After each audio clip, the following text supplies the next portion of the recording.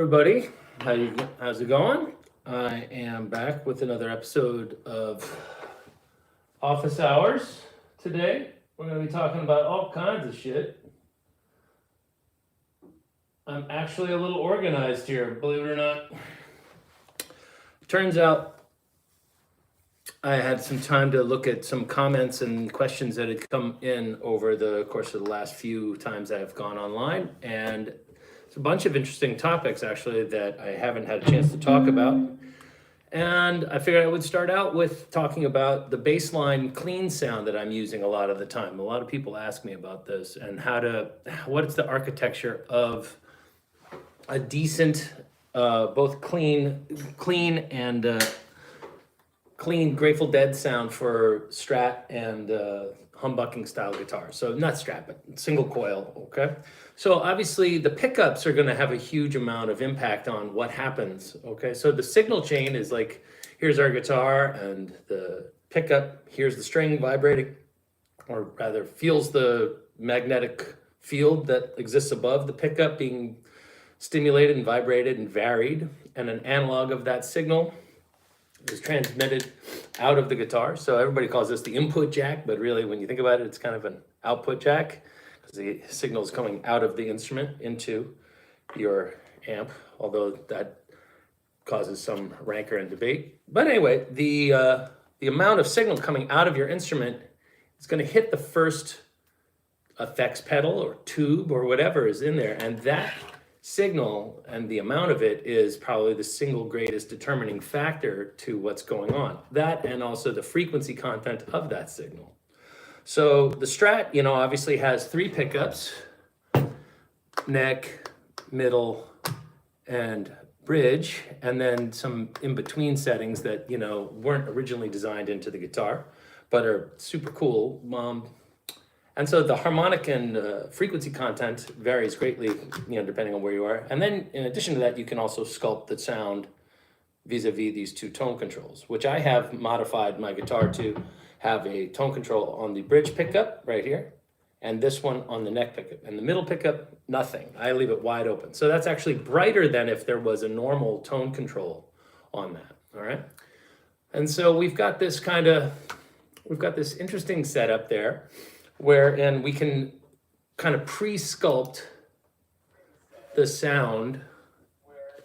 Hang on a second here. Let's lower this volume here. We want to lower this. Doink. Here we go. I think that should be it. We can sculpt the sound before it even gets to the amp, all right? But let's just assume that we're going with the middle pickup bright and wide open. Okay? Just some sort of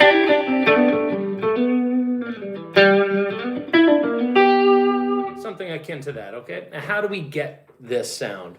First and foremost, I think that brand of amplifier doesn't really matter, but the style of the topology, the type of circuitry, right? So it doesn't have to be a Fender amp, but I'm going to refer to it as a Fender style amp, okay?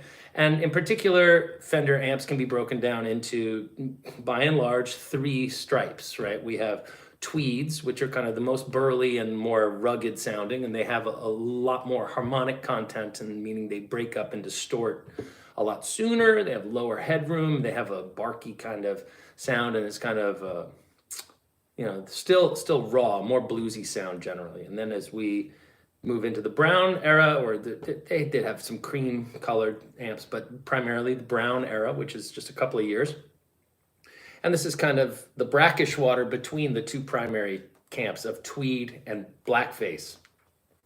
And obviously, since the onset of the political correct movement, the term blackface has become somewhat outre and is no longer welcomed in polite society, but I'm an old dog, so I may, by mistake, rather call it blackface rather than black front or whatever, but it is certainly not with any intent of harm. Okay, simply a matter of habit. So the blackface and the tweed amps, they kind of represent the polar extremes within the Fender topology, and you want to err more towards the clean side if you're looking for the Grateful Dead kind of thing. Hey, how's it going? It's nice to see you, Corbin. So you get this kind of clean sound out of a Fender amp at low volumes, okay? But one of the things that people started to notice was as they turn up the volume knob. Okay, it's a master volume amp. It has only one volume knob. It's not like an amp with a preamp and a power amp, and you could crank up the power preamp and lower the power amp and get saturation. It wasn't that kind of circuit like a boogie. This is more just like, oh, I want more volume, and in addition to volume, we would also get more distortion. And to a certain extent, that sounds pleasant, right? There's some overdrive and clipping and limiting, and when you breathe enough energy and circuit electricity into the circuit, it kind of comes alive a little bit, and that's a nice sound. But at a certain point, there's diminishing returns, and also we need to think about the bass content. And the real issue with those blackface era amps is that as you turn up the volume, the circuit inside accentuates bass in favor of trebles. So the amp grows woofier as you turn it up. So consequently, if your intention is to play with the amp past, say, 3 or 4 on the volume knob, you need to start dumping bass. So what sounds good at 2 on your twin will sound like shit at 8 or 7, right? So you're gonna find yourself turning the bass almost all the way off, maybe down to 0 or 2, okay, on a twin or a pro reverb. And the amps get progressively louder, you know, as they get bigger, right? And but the preamp is largely the same, meaning the EQ circuit that's available to you and the overall sound, from a Vibrolux to a Deluxe to a Vibroverb. I mean, yeah, there's going to be some differences, but usually it's pretty much all from the same family tree. It'd be hard not to say it sounds very similar. All right. So the twin is nice because it has a bass, middle, and treb.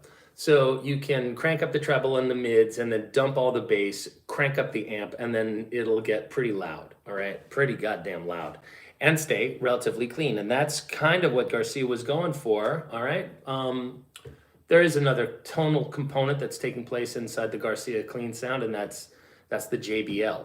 The JBL is a speaker for those uninitiated, and trademarked largely by what you'll see inside the speaker cabinet will be like a black circle that looks like a typical speaker, but there will be like a silver dust cap cover on top of it. And this dust cap cover is made out of, I think, aluminum, and it's very, very central component to how much treble and high-end content is represented. And unfortunately, it's not an arithmetic kind of balanced situation from beginning to end. It peaks very early, okay? So the aluminum dust cap is happening in greater proportion to the wood or paper, the cone, okay? So there's the cone and the cap. And the cap is beating up the cone until way late in the game. And they kind of even out a little bit. Hey guys, Jeffrey says, hi, visual guy. Yeah, aluminum dust cap is the signature Jerry sound. It is, or it can be, okay? I tend not to really go for it too much, to be honest. There's 2 things that we'll talk about that seem to be the, not sticking points, but the data points that most people really include in their Jerry sound, okay? And so the dust cap versus the cone, right, kind of evens out once the amp gets cranking, like around 5 to 6, around in there. That's when the warmth of the cap, the warmth of the cone equals out with the cap. Up until then, the cap is a bully and is absolutely, whoa, everything sounds very metallic, okay? So when we're trying to get for that,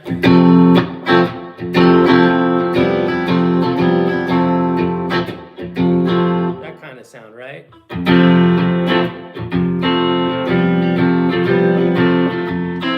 When we hear that nice chiming high end, that's usually a mixture of 2 components. Obviously, the treble being dimed on the amp, the aluminum dust cap being the next, and probably one of the more central ones that you'll never see here on this channel is the Super 2 or high output split humbucking DiMarzio pickups from the 70s. So as you got the Super 2 and the dual sound, those are the 2 that you see Garcia using to split. Okay, it's a super distortion. It's actually the same pickup that is on Kiss Alive, and it's a very hot sound. Okay, it's like a 14K pickup that by virtue of being split, turns into a 7K pickup, which is just a little hotter than a standard Strat pickup in the middle position. And that, coupled with the positioning of the pickup in the Irwin guitars, yields the initial sound impulse that goes out of the guitar through a buffer system and some other fancy pants stuff,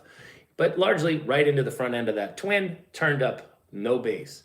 All right, so those are the central components. Now, if anybody's tuning in at this early hour, they probably are aware of the fact that I'm not really that I don't feel at all attracted to or beholden to late 80 past, right? I don't really like the latter era guitar sounds so much. I love his playing. I love those songs.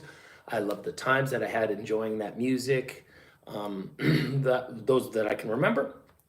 And to be honest, I like when Garcia played his Strat into tube amplifiers more than the sound of the Macintosh, which is another huge component to his signature sound. So if anybody's interested in this, they could definitely do themselves the favor of checking out Jay's podcast that he just did on Jerry's. It's the guy who runs Jerry Tone Store. He sells gear that's, kind of slanted towards the Jerry guitar style. Okay. Now I don't use any of the telltale things like that. I don't use emulations of the dust cap, aluminum cap sounds. I like the sound that I'm getting out of the Kemper just fine. Basically though, I leave the bass content low you don't want a lot of woofy bass. That's the main thing. You want clarity over anything. And so I've got that, and I dump the low end out of the reverb that I get too. Because I like the sound of, not just the amp reverb, but the amp reverb in a space. So I'll often use two reverbs, one spring and one hall to kind of emulate that, or more likely just the hall. I'm not really that big a fan of spring reverb, and that's kind of a big component, that drippy kind of, that low. All right, but what we're looking for is clean, tight bottom. All right, so when we play those kinds of,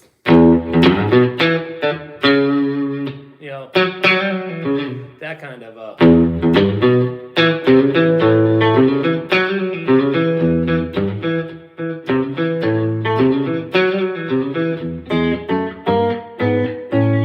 we want to sound nice and tight and clean, right, for those low end runs, for sure.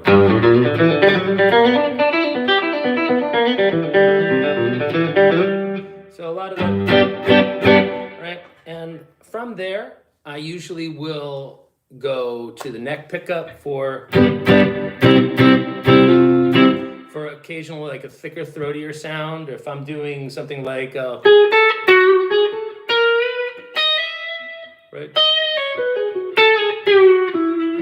That kind of thing, like a Jack Straw 72 era. That's where I'm living, is neck pickup. I'll do that on eyes as well. For that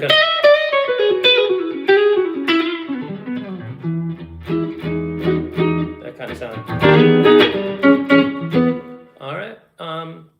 So the Strat really yields some great sounds, and that's probably my favorite sound. All right, but don't be fooled by the form factor of a Strat. Garcia is still effectively playing a single coil pickup in the middle of his guitar's 25.5-inch scale length.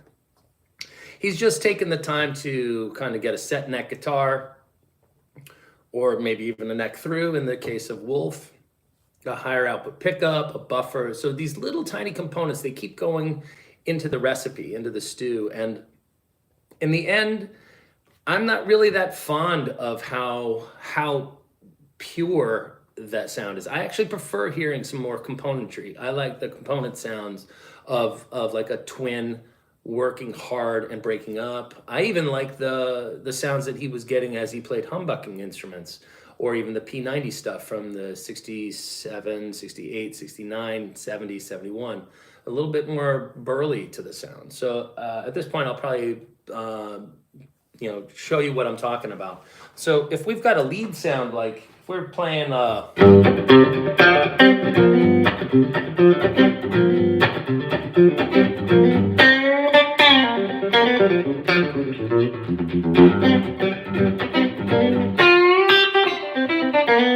kind of hot, clean, that kind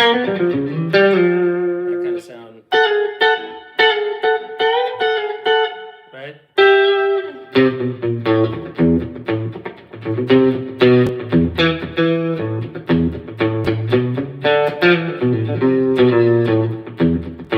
Kind of clean and punchy, right? We want that.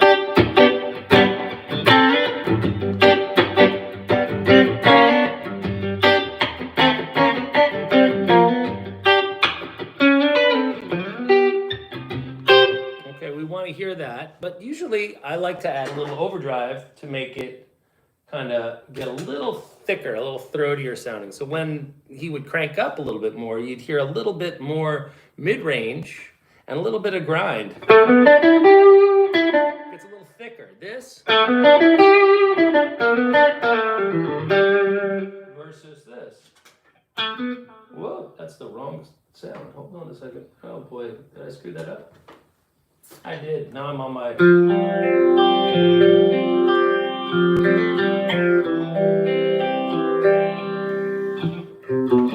Anyway, oh boy, that sucks, big balls.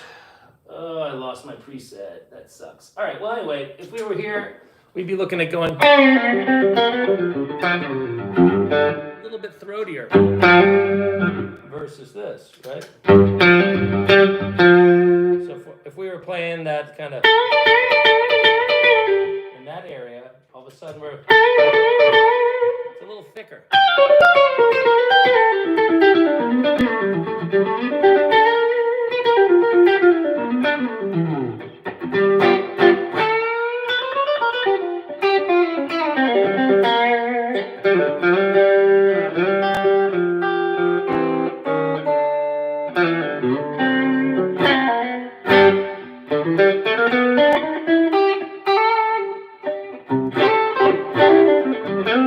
I like that more than the super clean. It's a little too plinky, right? So I tend to use a slight overdrive where I'm blending the clean sound that I already have with a slightly overdriven sound, and the two kind of couple together to give me what I'm after for like that mid ground sound. So if we hear this,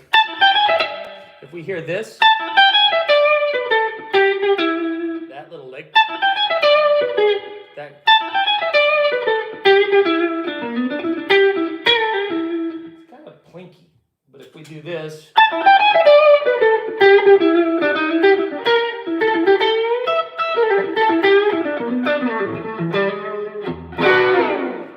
breakup, and I kind of like that. That's the sound of his amp being kind of wound up to me. I hear that, and you know, a lot of people get hung up on the clean, everything totally clean. Not true. There's a lot of breakup. All right, he was constantly using the volume knob to control his gain because he was using, for the most part, for most people's awareness of Garcia, he's using the volume knob to vary the input into the amp. The amp was set loud and broken up and then back down. I mean, there's no way a twin is completely pristine, okay, if it's up at 7. It's got some hair on it. It's just going to be varied by how hard you hit the front end, okay? And that brings us back to the first sound that we're talking about. So that's like the single coil element of Grateful Dead guitar sounds.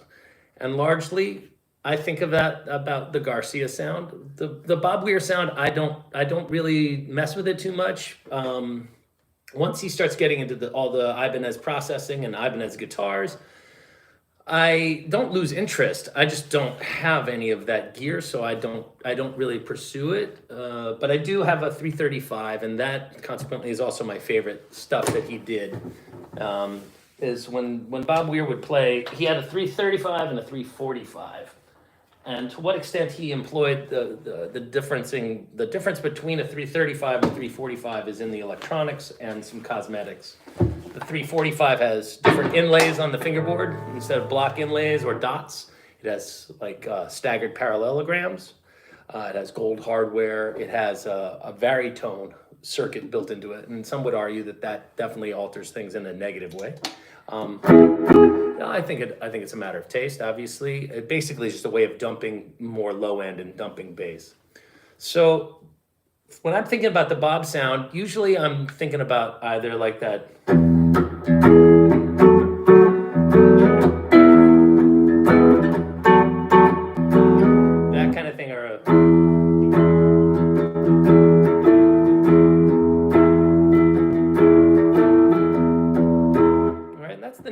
pickup with the tone rolled all the way up, but the volume notched back a little bit, versus this. And there's a little overdrive on the amp. He's not playing totally clean from the amp. He's playing distorted from the amp and backing it down into clean with the guitar.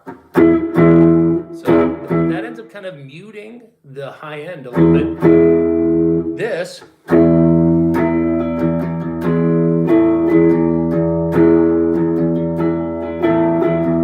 a lot different sounding than clean with the guitar all the way up.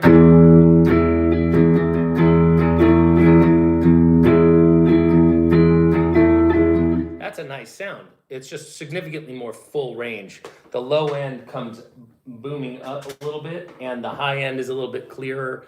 And so as we get into playing Scarlet Begonias, I'll definitely, if I'm doing a Bob thing, I'm definitely in the middle pickup of the 335, both volumes all the way up, no distortion on it. I'm getting that kind of sound, okay? Like that, or the Tennessee Jed sound, right? Off of Europe 72, that.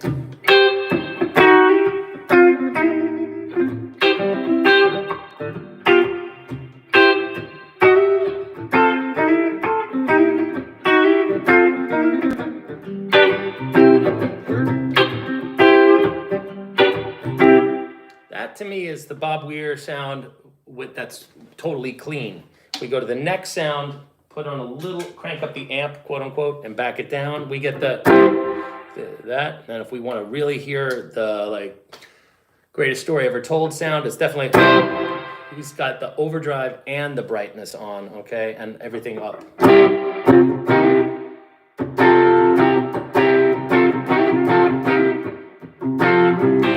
That kind of sound, or you'll hear that on.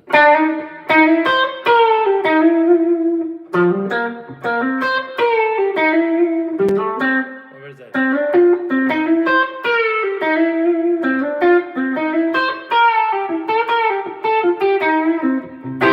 And I'm still using the same settings that I was using for the Garcia sound.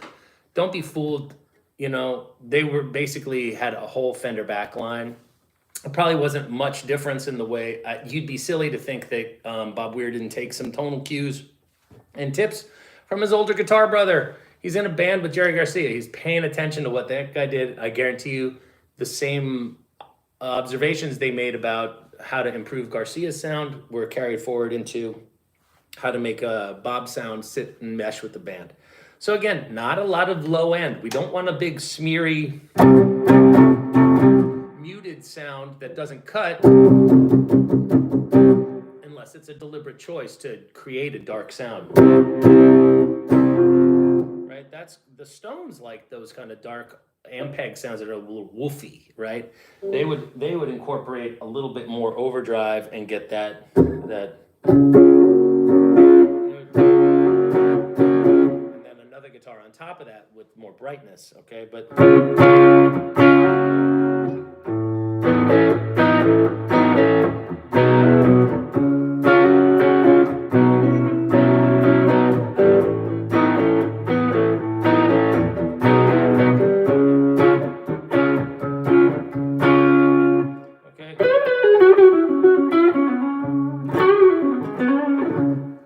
so that's pretty much where I think about like clean sounds, right? They're not overdriven, totally woofy, but they're not pristine all the time either. Don't be fooled into thinking that, you know, when you're hearing clean guitar, it's actually completely clean. Some of my favorite stuff by Bob is when he's playing that kind of neck pickup, a little.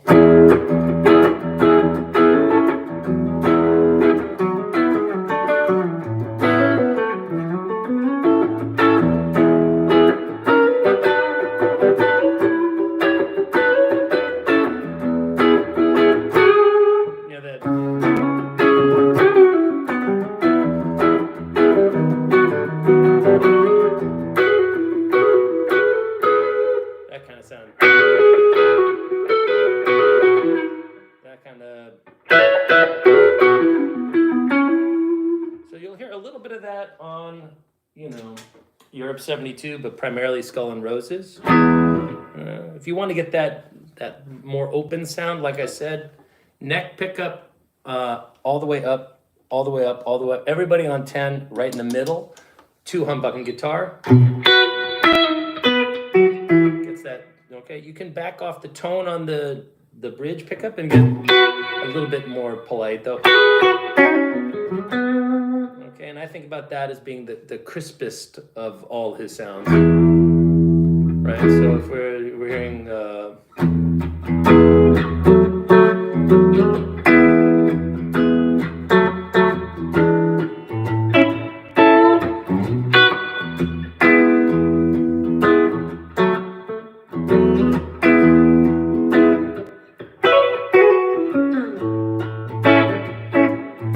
kind of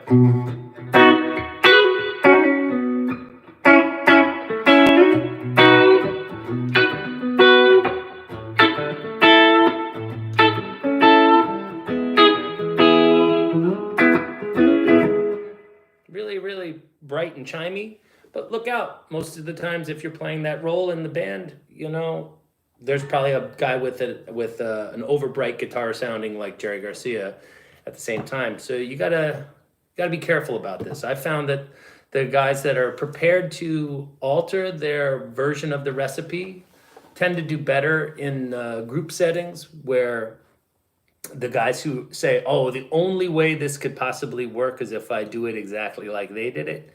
The truth of the matter is you have a different drummer, you have a different piano player, you have a different PA system, you have a different sound mixer. And to be honest, your version of their ingredients might not sound so good compared to your own version of your own ingredients playing that song. It's slightly tailored for the way you approach. Like just the use of a different pick. Like last night I was playing my acoustic and I'm sitting there going like, man, this sounds like different. It's wrong. So I grab another pick and I'm super stoked. I'm like, that's why I own this pick. This pick used to live with my acoustic guitar. So we're going to talk about that a little bit too.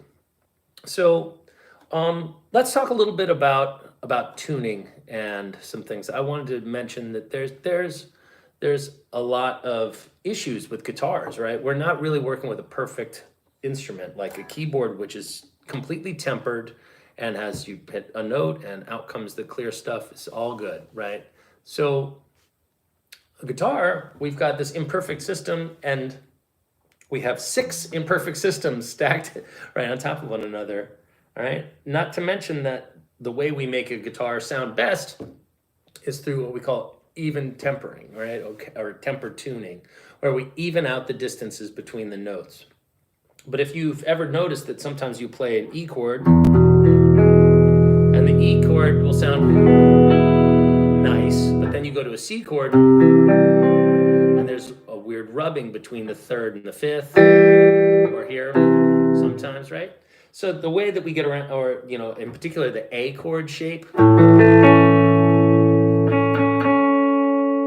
That 3rd usually is somewhat sharp sounding. So if we hear this like, now when played clean, no problem usually, but as we add more harmonics, aka distortion, right, we can get a sour sound. So be prepared to, you know, sometimes sweeten the sound by flattening your B string a little bit, okay? Or in particular, I find that F chords, right, the temptation is to take your middle finger, which is really strong on your left hand, and press down kind of hard on that when you're playing that, and that'll push the 3rd kind of sharp and make it sound sour, as opposed to, you know, if it's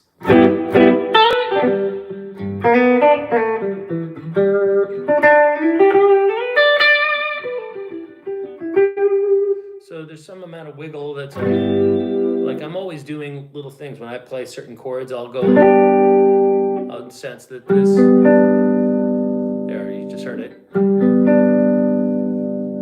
just tuning the G string a little bit.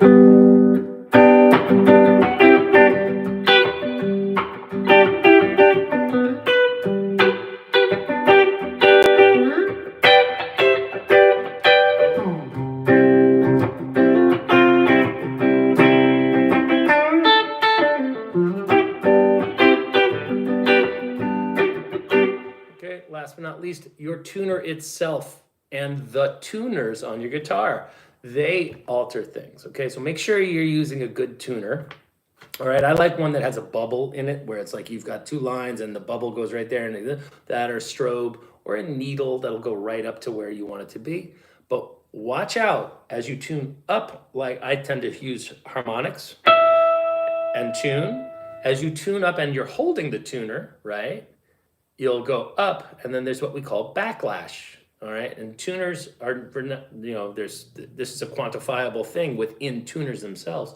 They'll tune up to where you think it's right, and then you'll let go of the tuner, and it'll go, oh, all right? And so the tuner kind of loses its boner for a second. It just goes, relinquishes some of the tune. So you want to make sure that you don't stop dead north. You want to come past it a little bit and let go and see if it relinquishes some of the tension, all right? Here's some other tips. Do not tune down. If you find yourself sharp of your, let's say that 12 o'clock is where we want to be with our tune, and we find, oh shit, the G string, for example, is sharp, okay, right now.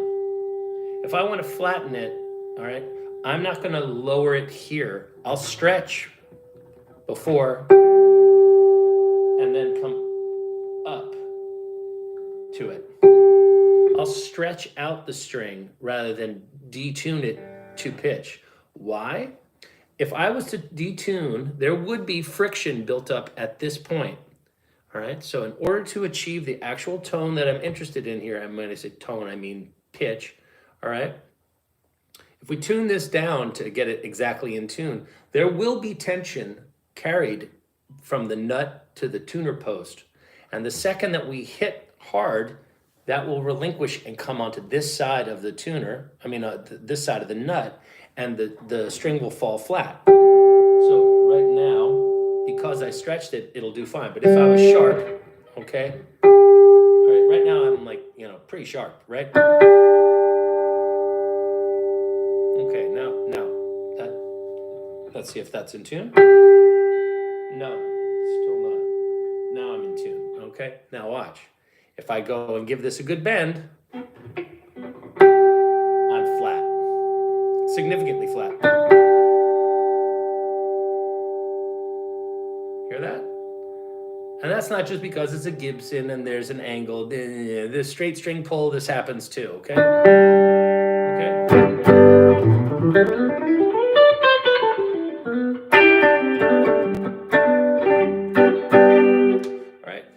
So that's something behind the nut tension, tune up to the note, not down. Do not do that, okay? So that's the whole thing in backlash. So I wrote up a little agenda today.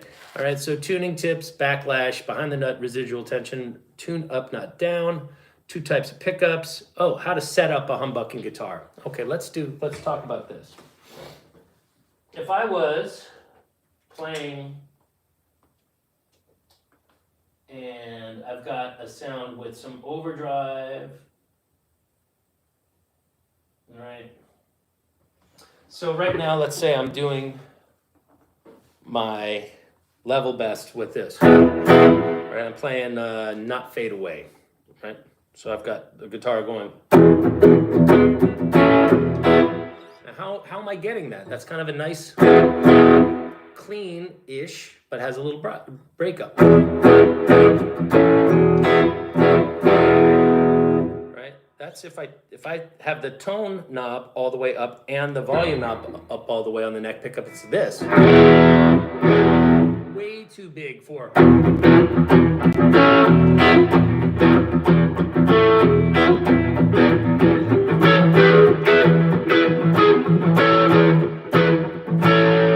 It's just too bright and too big.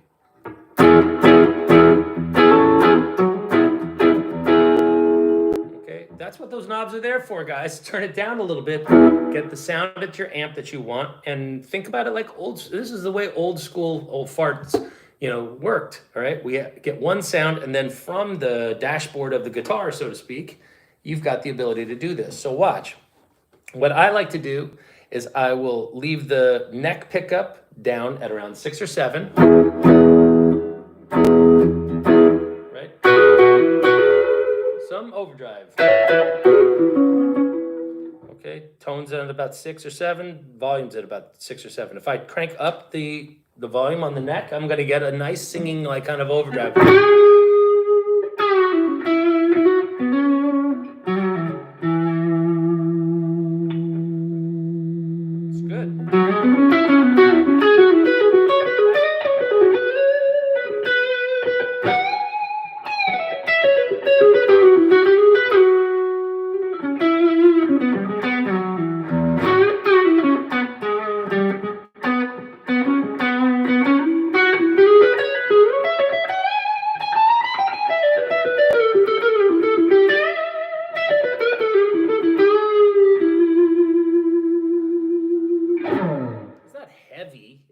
like the way like a super slicked up modern rock band would be heavy. It's still singing. Like,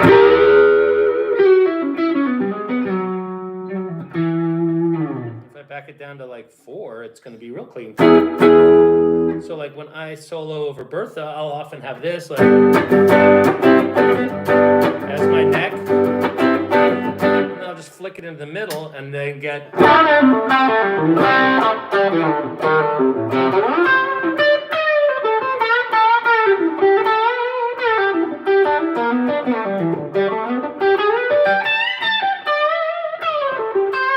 Enough drive to cut over a band and the volume, and obviously the proportions between the cleaner, creamy sound mesh nicely with the bright neck sound. I mean, bridge sound. So now you get a. And from there, you can actually add in more of the neck pickup to get a little bit more, low end, like sustain and warmth. It's still gonna have that woody knock to it though.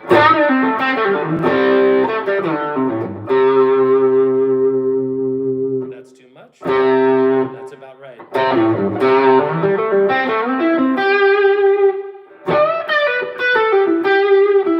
So that's that.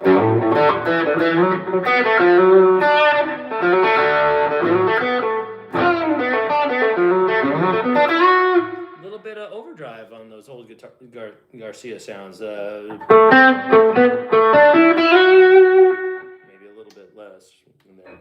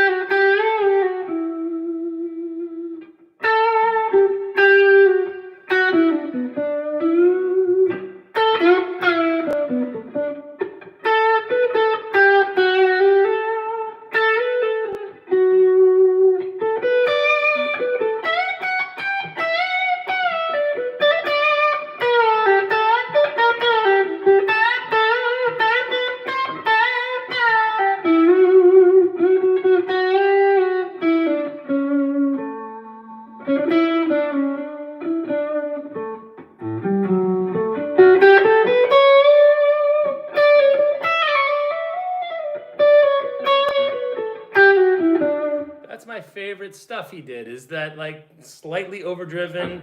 He's doing it with an SG or with that guitar called the Peanut that Rick Turner made for him. That's the one that you hear on Going Down the Road Not Fade Away with the 27 frets. So he's up there hitting the high E. He's going like hitting a. He's hitting that note like as if I had a 24th fret. Pretty cool. All right, so all Garcia is not single coil pickups, friends. Some of my favorite stuff, if you want to take it all the way back to whether it's St. Stephen or Love Light or any of the stuff that you heard from the Pig era. Lots of humbucking guitar. Lots of humbucking guitar.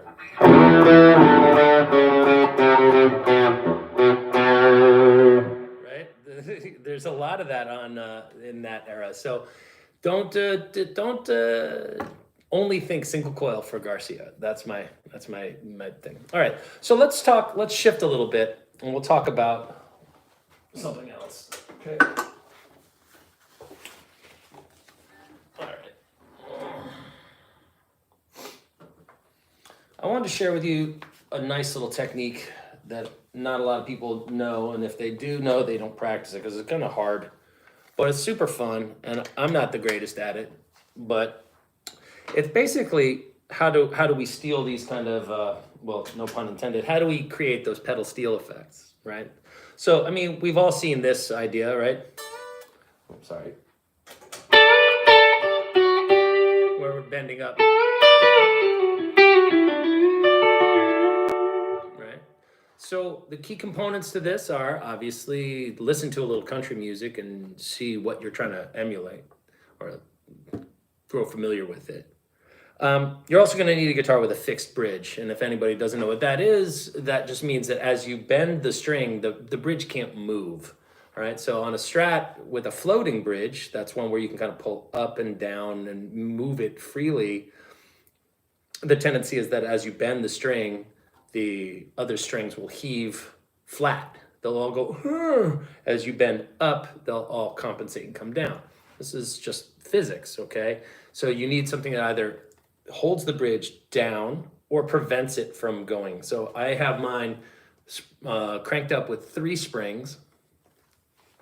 Garcia blocked his and then just ended up mounting a stable bridge right to the top of the guitar. Clapton uses a block of wood wedged in there that prevents the bridge from moving, stops it from going anywhere. So this isn't an unheard of technique of what they call decking, okay? That's when you pull the bridge flush with the top of the guitar, all right? So that way it can't go backwards, okay?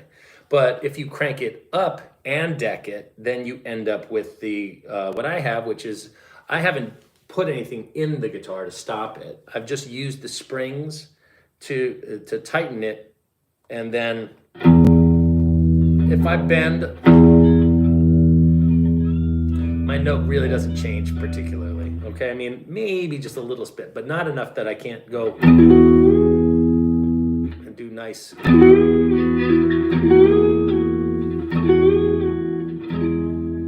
Okay, that kind of sound.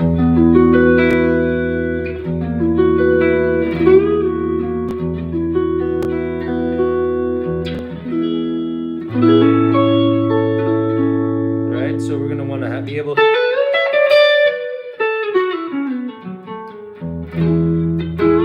Well, I don't ever do that, but this, you know, definitely you gotta have that.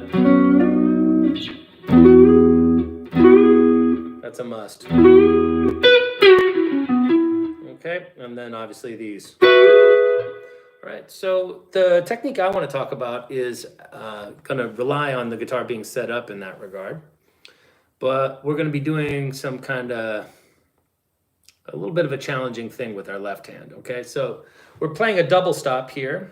And I want you to imagine that we're playing the 5th and the 3rd of a D chord. And what we're trying to do is use this pedal tone underneath us to then shift from being the 1 of D to the 5 of G. And we're going to try to bend these 2 notes in the same fret. They're both in the 14th fret. We're going to bend this note 2 frets, and this one 1.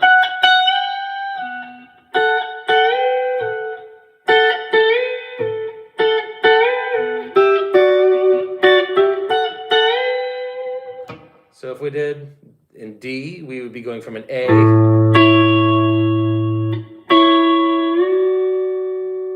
now we're over D.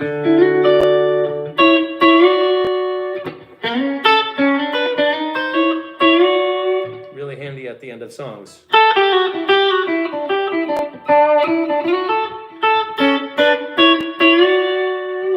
All right, the problem is you've got to be maintaining 2 sources of tension. It's pretty difficult, okay?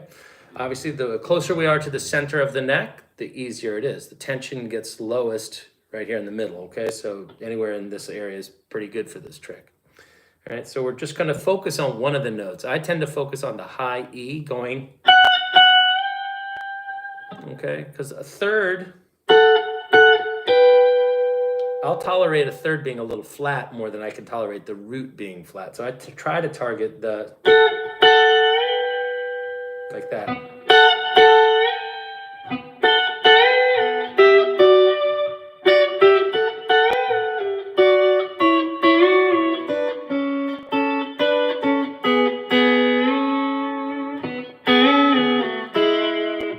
See, my 3rd is a little sharp there. So.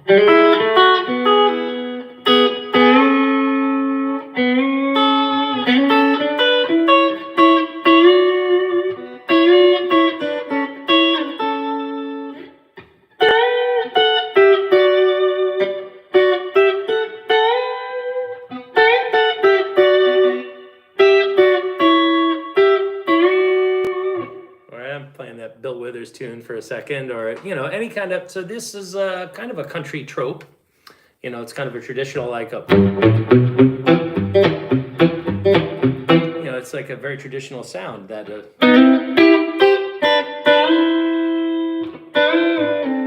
Okay, so that right there. That's what I'm interested in working on.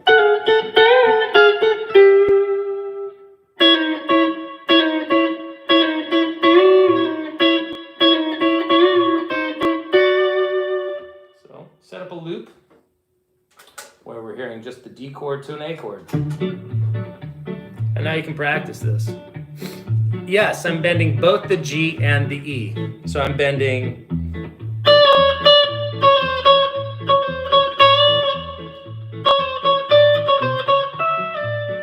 Here it would be.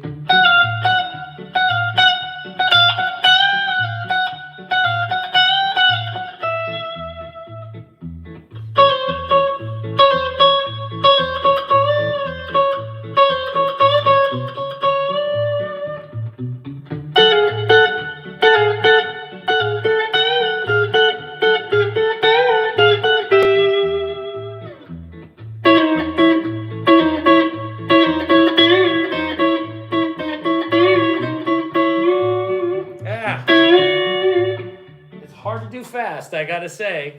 All right, so the idea is, I think I just tried to put it into a Grateful Dead context by using Mexicali, which I plan on talking about a little bit. I happen to think Mexicali is a song that for many years I gave a bum rap to, but I got conscripted into playing with a bunch of nice fellas down in South Jersey this summer, and the leader of the band needed a Jerry guy, so that's kind of like firmly in my wheelhouse. I was pretty stoked to do that, but therefore he needed somebody to do all the Jerry parts to all the Bobby songs that he loves playing, and Mexicali is chief among them, or was included in there. So I had never played Mexicali because I kind of viewed Mexicali as less than kind of song, like it's okay. Wasn't really something that intrigued me, especially as a child. I thought it was like hokey, the oompa beat, I've subsequently come to appreciate and love it, and so I've been working on how do I supersize my Mexicali to make it not just me going, like, if you listen to the isolated Garcia tracks that are out there playing Mexicali, it's good. It's good. Don't get me wrong. It sounds like him, so it's wonderful, right? But I tend to like, a little bit. I like the thought of getting that.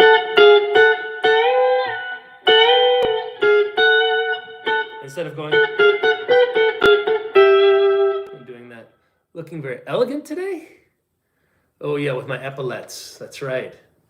Yeah. The truth is, my wife is working on the top floor of the house on a conference call, and my clothes are there. So in the guest suite here where my son is staying, I have a few reserved clothing items. So you may have noticed an interesting shift towards a slightly more formal wardrobe. And this shirt's been hanging there for the last 6 months. So, all right. So let's talk about this. Okay, what are we doing? How do we achieve the sound? Okay, first, let's focus on getting from the A to our D. Okay, first let's make sure we're in tune. Okay, before you commit all the time it's going to take for you to get the muscle memory together to do this, make sure you're in tune. You don't want to be doing it all and struggling hard, and then having to undo it. Yeah, we're going to definitely. So I see one coming up from somebody here saying, any thoughts on countrifying with bends? We'll definitely talk about all the little tricks of the trade of doing this, okay? So if we're going to be going from this A7 sound to a D sound, so that's basically like playing the 5 chord. So if we're going to ba-da-da, ba-da-da, ba-da-da, da-da-da, ba-da-da,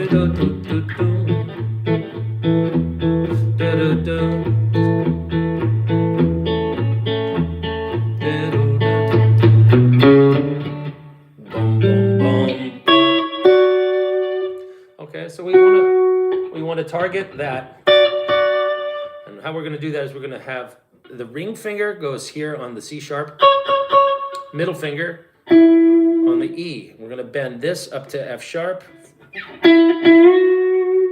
right, and I want you to do that with just one finger, okay? We're not gonna give it any support like I just did. The support we're gonna give this to be accurate is actually gonna come from fusing the middle finger to the ring finger.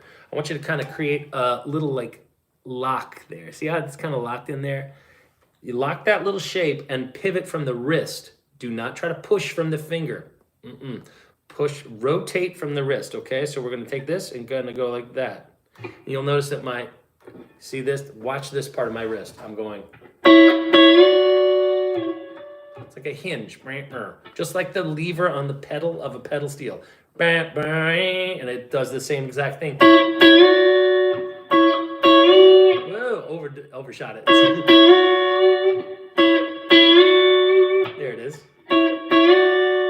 That was sweetest of all. Okay, so obviously helpful to bend into a drone track so you can check your tuning, all right? Don't do this while you're going live to the internet. That's the other thing. And I tend to put my index finger, I find I get the best results when I put my index finger on the E string and use that to kind of help lock this whole form into shape and then pivot like that. Do that kind of rotating the palm upward. And then I'll try to focus on just the root note. And then the third tends to come into focus. Like that.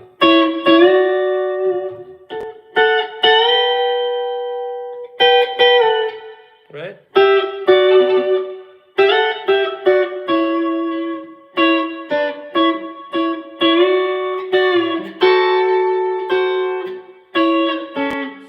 That was me making the turn from,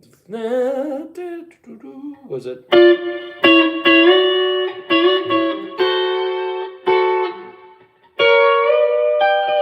That would be again.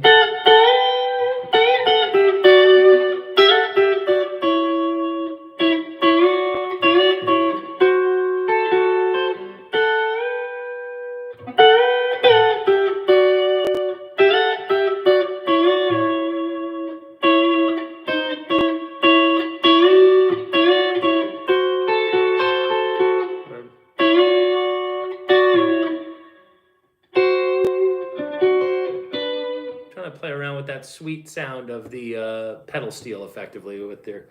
All right, so if you want, you can work it over the E chord. And then from E into A.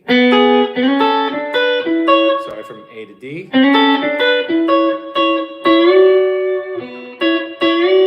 That's still shooting the G too far. Yep.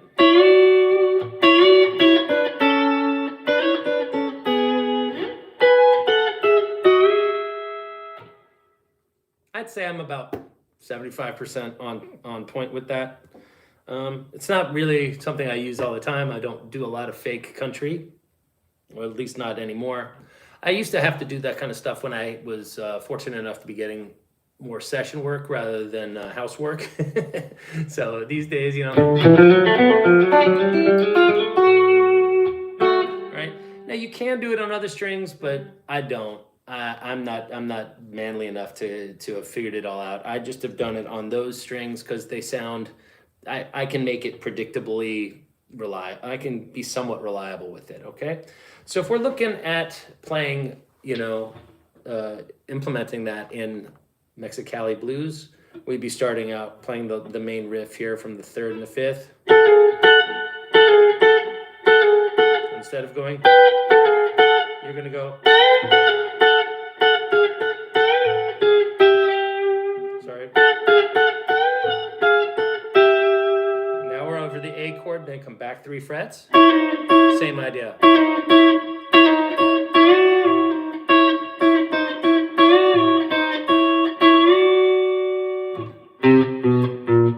Okay, so now we're coming right into the verse, coming chromatically down from C to A. Okay, and I tend to prefer a bright, punchy sound, like almost like, I'm not on the back pickup of a telly going.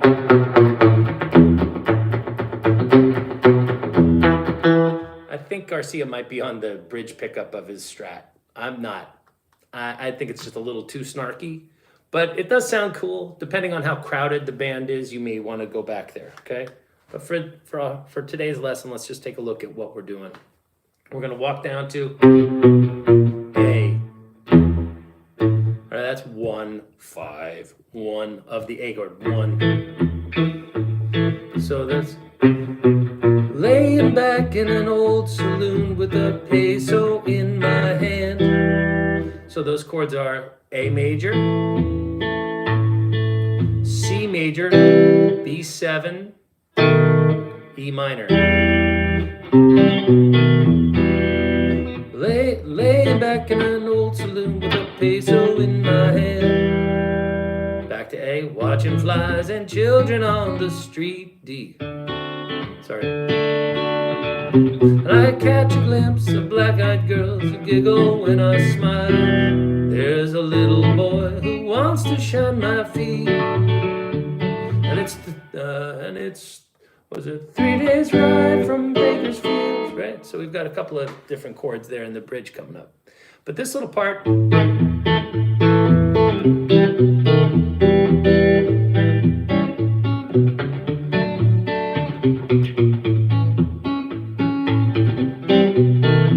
okay, so over top of that, we're going to go.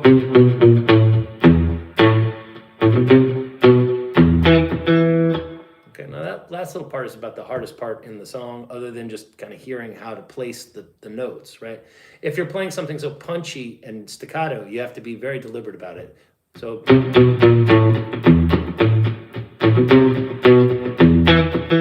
and that's E, E, E, E. So I'm going down, down, down, up. Okay.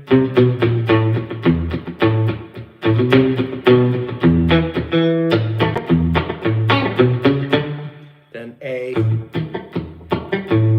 up to D.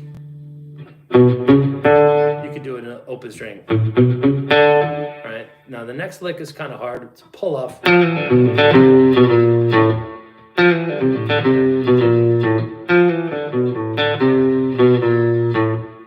so we're going to pull off from F to E. Okay, don't forget this is over a D chord. So we're going flat 3, 2, 1. Right? And then we're going to walk back down from C to A. So all in it sounds like.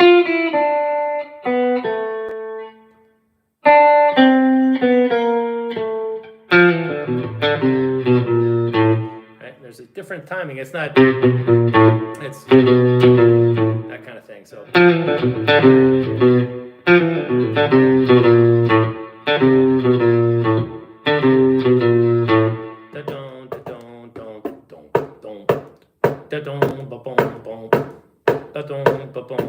It's kind of a hard thing.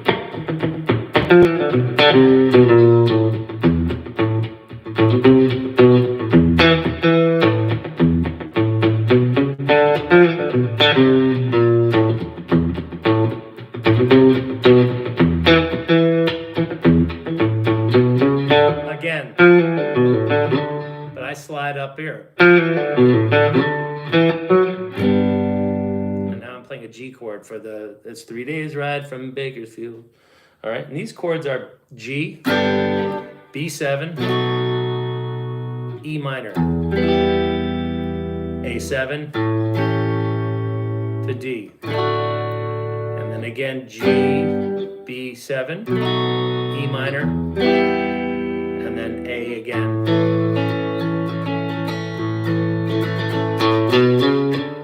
Into the chorus. All right, so let's look at what we're doing over top of that. We're coming out of that. So I'm thinking about these D, G, B voicings. It's a B7, right? You could do it like this. Okay, then I just come up 1 fret and put my middle finger down. That's an E minor triad. That's 3 days ride from Bakersfield, and I don't know why I came. Right? So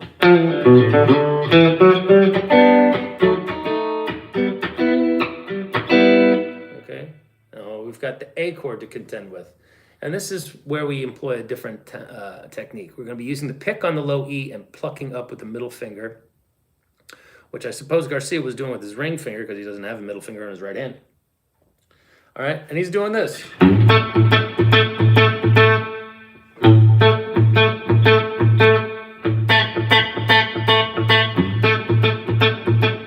I'm hearing it sound like that on the isolated tracks that I've found online. All right.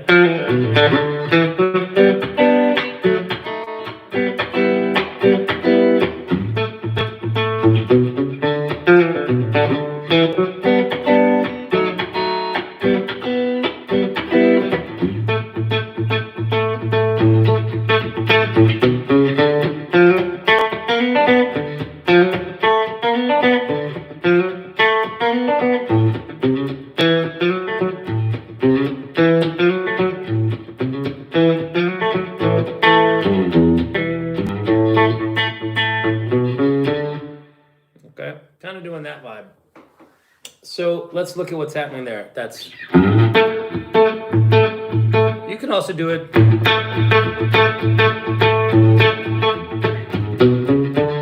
So that's just using the pick, but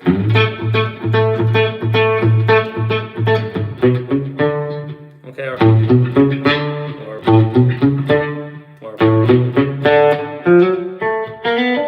okay, I don't care where you play it, do it where you want. So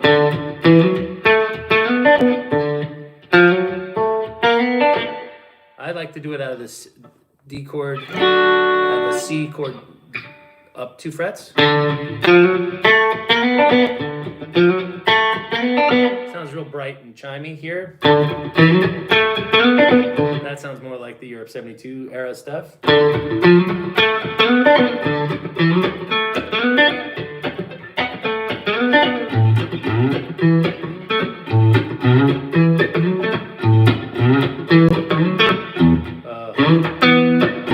So then it's over the A. You have an A major.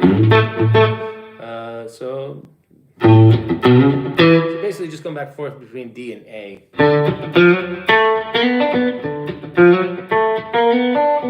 Okay, and there's that 6. Features so prominently in all the Grateful Dead's music.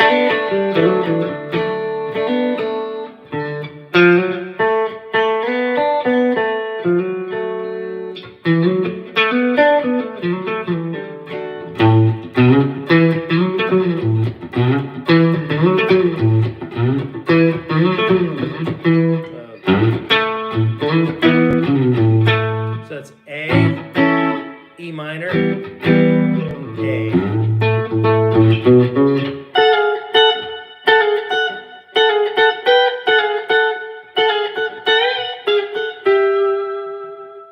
Back to 3.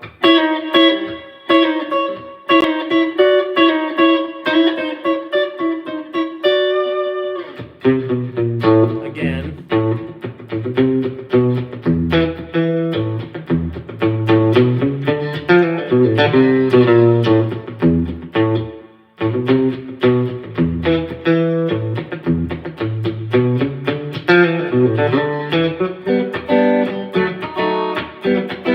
Well, there's time for a little variation. Sometimes you'll hear him do that little bend there, right? You'll hear that. Don't know why I can't. I guess I can't keep from paying dues.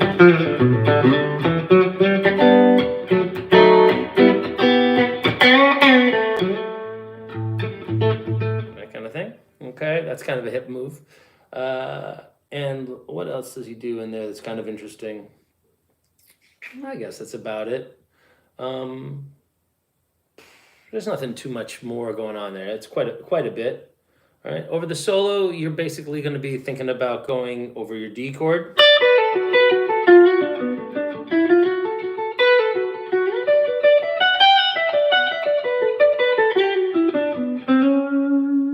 Okay, and then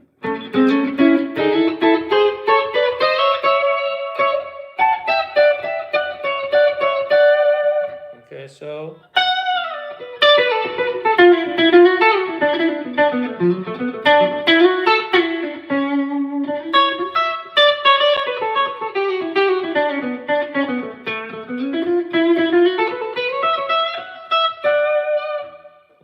So you end up with that kind of a...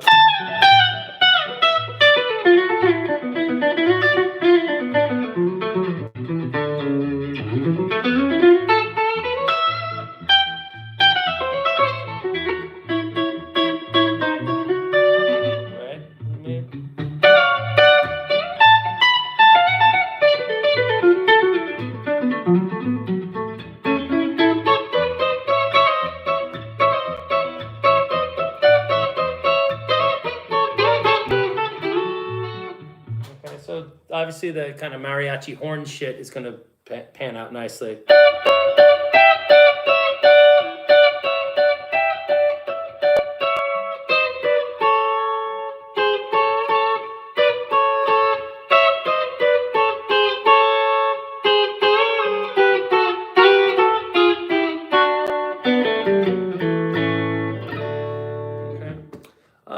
There's a little room for variation over one little area in there that I kind of like to do. I don't hear him doing it, but it sounds kind of slick when I do it.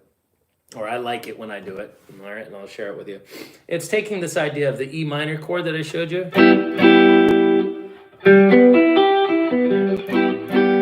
Right, this fingering right here also doubles as a mainstay within the, Texas swing and jazz community. It's a nice G6 chord, but if we play it over an E chord, it sounds like E minor. So what I'm thinking is I'm going, okay,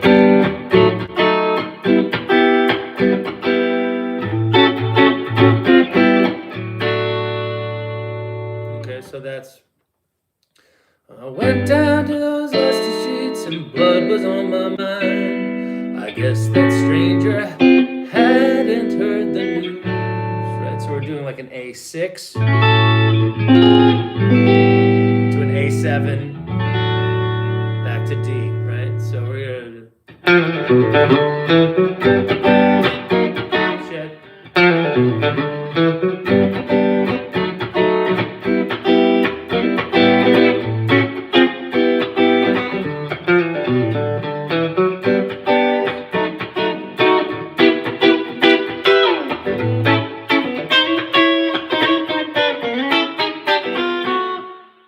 These kind of little moves that you're going to have to up the ante a little bit in the end of the song to make it have a little bit more of a contour, okay? So what was all that? That was the B chord turned into this. So it's a B7, and occasionally put the pinky down. You might need to move this finger to... Okay.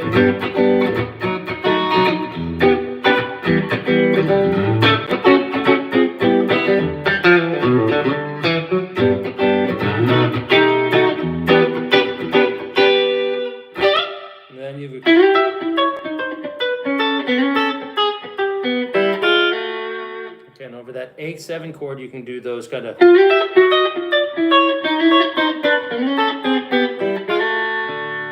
end up back in the D. Okay, so the A7 can be played on this dyad right here, these 2/6, and we can hear this sound all the time. All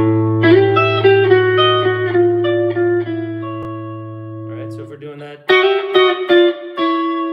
we can also hear it. And then we can then go down to the D chord into the chorus, okay? So if we do...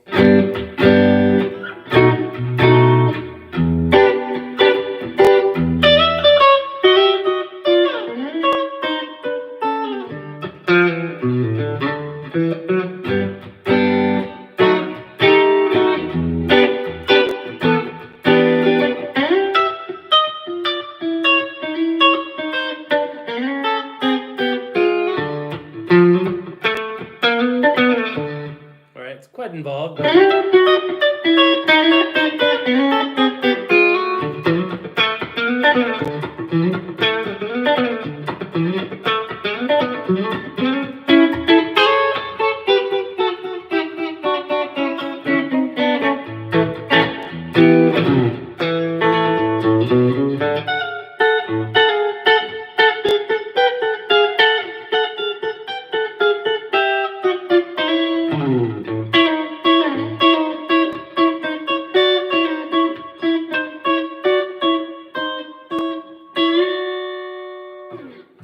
it's a fun song to practice those kinds of sixths and Mexican, like that kind of mariachi style horn play, because that's what's going on the original recording of it. Ace, I can't help but think about that when I come up to that.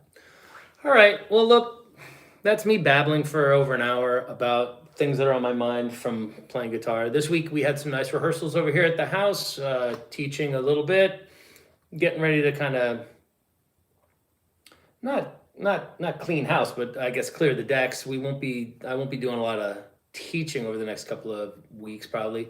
Got some stuff to take care of out of state, and with my wife over the next couple of years, well, not years, over the course of the next year, probably we'll be dealing with some stuff that's a little heavy, medical stuff.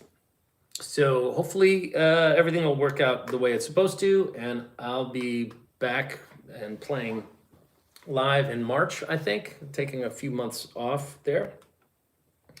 But I'll still be teaching and whatnot, and I hope you guys are doing well. I think this might have been maybe a little too much for most folks, but maybe it wasn't. Maybe it was good. I can't say. Maybe not my best work here. If anybody has any questions, they should ask them now or forever hold their peace. And 5, 4, 3, 2, 1. All right, I'm going to take off and get ready for the rest of my day. All right, have a great day, a great weekend, and I hope everybody has a Merry Christmas and good Chanukah if that's your thing, and Kwanzaa if that's your thing, or solstice or whatever. We're not suffering, celebrating. I guess in a way it's suffering. I'm not looking forward to hearing Mariah Carey. That's about it. All right, guys, take care.